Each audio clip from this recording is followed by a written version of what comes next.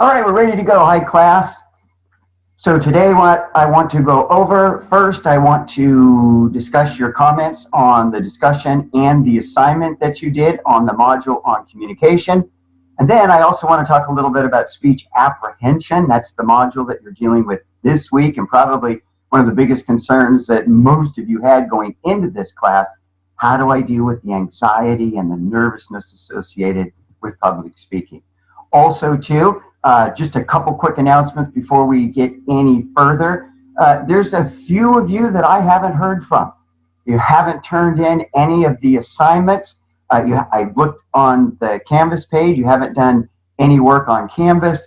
And so at the end of this week, I'm going to have to drop students. That's what we call the census roster. So we just kind of clean our rosters. We drop students that aren't participating, aren't coming to class. So if you haven't done anything, but you still plan on staying in the class, just send me an email before Friday and just say, hey, there's a bunch of stuff coming up. I got to get going here, but I definitely want to stay in the class. Do that. I'll keep you in the class. You can catch up. But if I don't hear from you by Friday, then I'm going to go ahead and drop students that I haven't heard from since the start of this semester. So I want to get that out of the way. Second, in terms of your discussions on the communication module, why communicate, and then you had the assignment where you also focused on how did I become me. You guys are just crushing it as far as the comments. I'm so impressed with the amount of self-disclosure that I'm getting, and I really appreciate the feedback that you're giving to each other when you're responding to comments made by your classmates. That's so important. And we'll see this even more as we get into how to deal with nervous anxiety and control that nervousness associated with public speaking. So much of that is just based on our self-concept and our confidence, i.e., the more confident we are, typically the better we're able to control that nervous anxiety. So these discussions are really helping to control that nervous anxiety. And even though probably not going to be as great when you're doing a video at home than it would be in the classroom, standing up in front of the entire class, giving a presentation, but still the feedback, getting to know each other, building relationships, essentially building our community within our class really helps us as far as staying relaxed and comfortable when we're doing our presentations. So you want to make sure that you keep doing that good work on the comments. And a couple of you, good job in terms of responding to the discussion prompt, but you've got to make sure that part of that assignment too is getting your 5 responses in. A couple of you didn't do that, so you have an incomplete on that assignment right now. But if you get your comments in no later than Friday, I'll go ahead and bump that up to a complete. Also too, as we get ready to go into, or as we're actually in the module on speech apprehension, you just want to work your way through that module. There's a lot of tips there on how to control the nervous anxiety, but probably the most important thing I can tell you in terms of dealing with the nervous anxiety that's associated with public speaking, the number one thing you can do to control that anxiety, and you're not going to like this. It's not like, oh, some secret magic potion that you're going to take. Oh, I don't get nervous anymore. Now, you know what it is? Practice. The more you practice, the better prepared you are to give a presentation, the better you'll be able to control that nervous anxiety. So I always tell students, you want to deal with that nervous anxiety, do 2 things. Always have your speech written 1 week in advance of the due date, and then in that week leading up to the presentation, you want to practice your speech out loud 3 times a day, every day leading up to the presentation. If you do that, 1, you're going to have your speech down really well, and that's going to give you a lot more confidence compared to if you just threw a speech together the night before and then tried to present it for the first time without any practice. Your nervous anxiety will be a lot higher. So really preparation and then trusting your natural abilities. Those are the 2 keys when it comes to really controlling nervous anxiety. And then the thing I always like to tell students when it comes to nervous anxiety, most of us don't get to the point where we don't feel nervous when we have to give a presentation. So the goal is not to get rid of the nervous anxiety, but we want to control it and manage it So we're the only ones who know that we're feeling nervous, we're feeling a little bit anxious.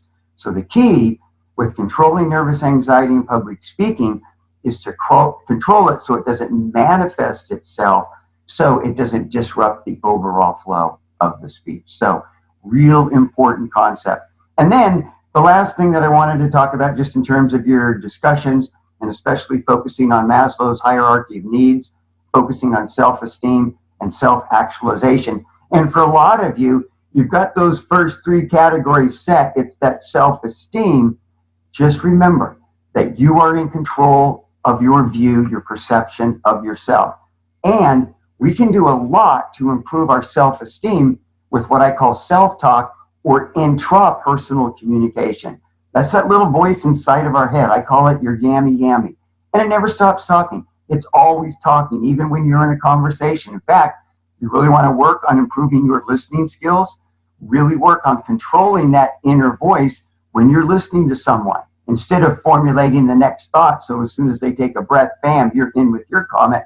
No, take in the information, close off that little voice. You really see the information as it's intended to be perceived by the person sending that communication.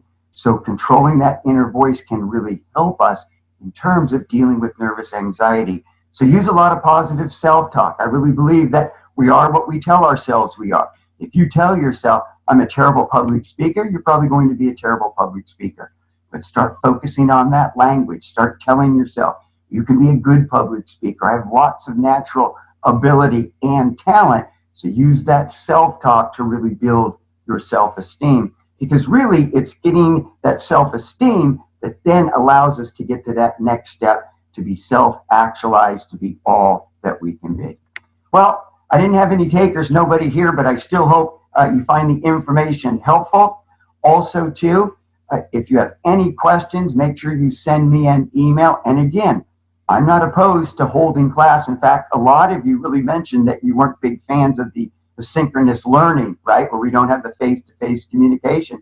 Well, break me off an email. Say, hey, I would like to have a class meeting during our class time. Cool. I'll set it up for you. Or maybe you would just like to have a little one-on-one office hour. Send me an email. I'll set up a Zoom appointment. So I'm here and available to help you guys. But at the same time, I'm trying to respect the fact that you're taking an online class, so that gives you a lot more freedom. And so I'm trying to continue to enhance that freedom, that you can get stuff done when you want. But also I'm here for more face-to-face discussion. If you need it, just hit me up. And use that asynchronous communication to really help build and fulfill your social needs. A lot of you talked about, hey, tough getting my social needs met when I'm stuck in the house 24/7, right? But humans adapt. And so use the discussion pages to not only answer and respond, but use that to build relationships in a sense of community. And then the last thing that I want to say, I'm open to any other activities that you may want to do for public speaking. For example, if 2 or 3 of you came to me and said, you know what we'd really like to do? Rather than doing all the coursework, we would like to do a weekly podcast where we talk about various subjects and topics. Cool. I'll set that up for you.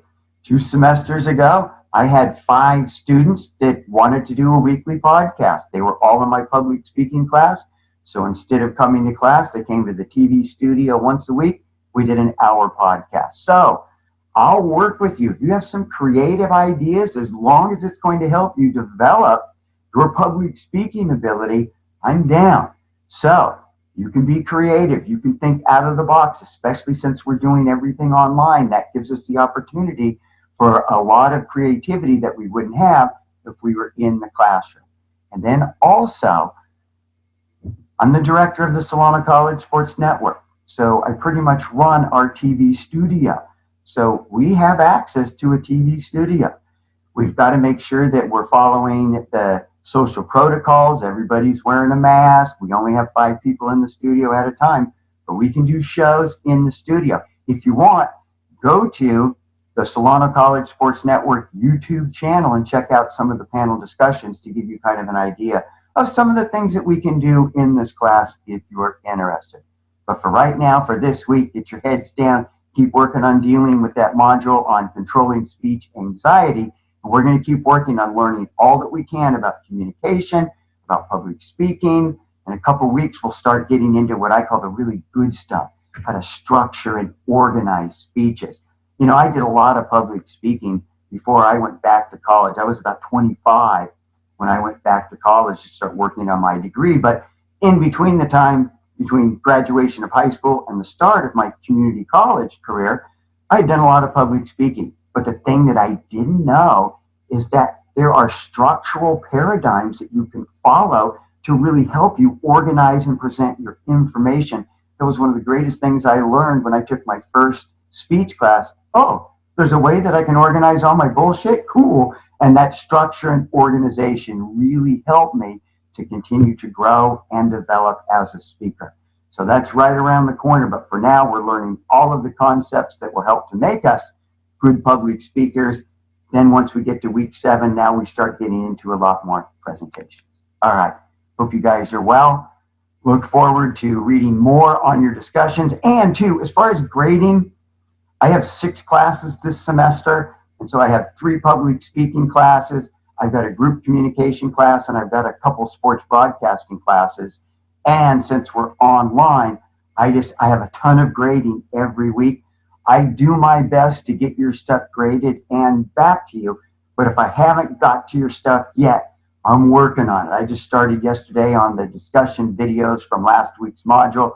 I got 40 done. I should finish those. Then I'll get to the assignment that you did last week, turn that in. I should have that done by Friday, and then I'll be ready for all the stuff that'll be coming in next week on speech apprehension. All right, you guys, be well. Take care.